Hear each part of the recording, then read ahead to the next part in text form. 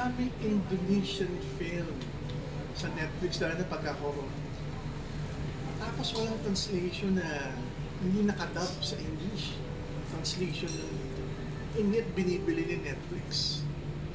Kasi ganun kalaki economy nila.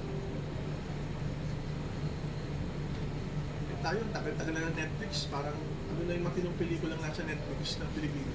Incognito pa lang yata. Hello.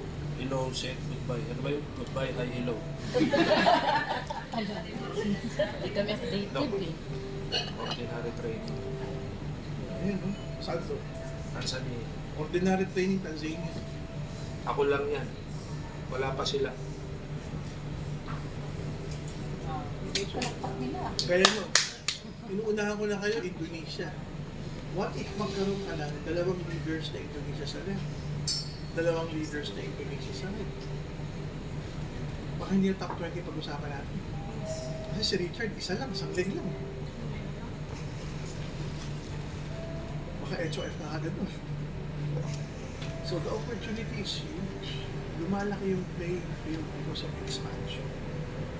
So paano kayo participate sa Indonesia? Mag-boosting kayo, may ads kayo. What if mag-ads kayo ng target market ng Indonesians na nasa Pilipinas na nagtatrabaho sa call center? Pagka dumating, galing nyo sa bahay ni Mayo, galing nyo sa bahay ni Carlo, galing nyo sa bahay ni RTD, ni BLC.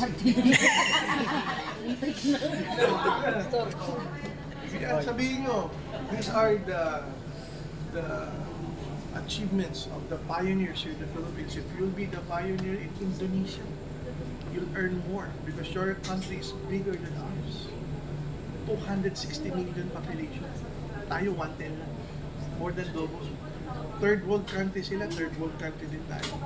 Maganda yung political system nila, parang sa atin, stable. Yun nga lang yung lingwahe, bahasa. Hindi lahat kaya kumitindi ng English. Yung medyo bata-batang Indonesians na kaya. Ngayon kung kayo, meron na kayong grupo sa Hong Kong, medyo advantageous na kayo. Bakit?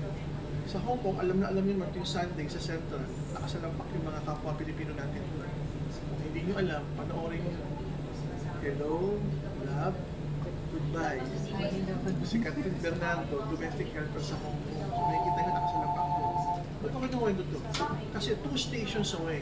Central, isang stasyon pa, isang stasyon pa, isang stasyon, Causeway Bay.